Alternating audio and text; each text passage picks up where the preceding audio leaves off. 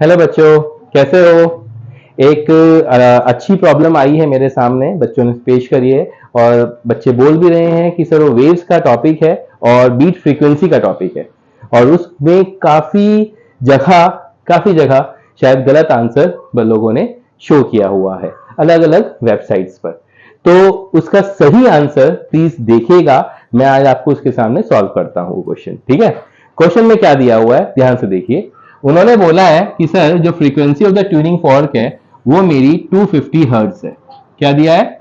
250 hertz है, ठीक है। अच्छा, अगर 250 हर्ट्ज है और वो बोल रहे हैं बीट्स फॉर्म कर रहा है किसके साथ? सोनोमीटर वायर के साथ, सोनोमीटर वायर के साथ, राइट? अच्छा, तो बीट्स फॉर्म कर रहा है तो सर या तो +10 होगा या तो -10 होगा, राइट? तो अगर +10 होगा तो सोनोमीटर की जो फ्रीक्वेंसी होगी सर या तो 260 होगी या तो 240 होगी। अब इन दोनों में से अब उन्होंने कंडीशन दी है कि सर आपका जो ट्यूनिंग फॉर्क है वो फाइल किया जा रहा है, घिसा जा रहा है। और घिसने का मतलब क्या होता है? फ्रीक्वेंसी को बढ़ाना, यानी ट्यूनिंग फॉर्क की जो फ्रीक्वेंसी है वो बढ़ जाएगी। ट्यूनिंग फॉर्क ये है तो फिर आपकी जो फ्रीक्वेंसी हो जाएगी वो कितनी हो जाएगी सर? बड़ा इजी सवाल है, 255 हर्ट्ज।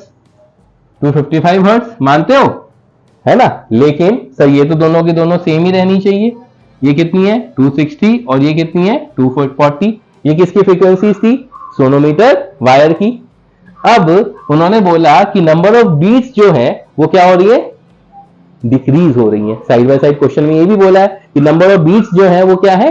डिक्रीज हो रही है। नंबर ऑफ बीट्स किसमें डिक्रीज हो रही है? आपको दिख रहा होगा सर, इसमें कितने का डिफरेंस है? 5 का। और इसमें कितने का डिफरेंस है सर? 15 का, अगर आप नोटिस करो तो, राइट? तो डिक्रीज किसमें हो रही है सर? इसमें हो रही है। इसका मतलब है मेरी जो frequency of the sonometer wire आएगी वो क्या आएगी? 260 हर्ट्ज। फ्रीक्वेंसी कितनी आएगी सर? ये 260 हर्ट्ज। बात समझ में आई? अब उन्होंने क्या पूछा है सर? वेलोसिटी। तो अब तो कुछ बचा ही नहीं जिंदगी में सर। फ्रीक्वेंसी क्या होता है? v/12। और लेंथ कितनी दे रखी है? 0.5। फ्रीक्वेंसी कितनी आ गई है? 260। अब तो सर क्वेश्चन में कुछ भी नहीं बचा, तो v = 260 मीटर पर सेकेंड। बहुत जगह पे इसका आंसर लोगों ने 240 बताया हुआ है, वो गलत है। ध्यान रखना, वो गलत है।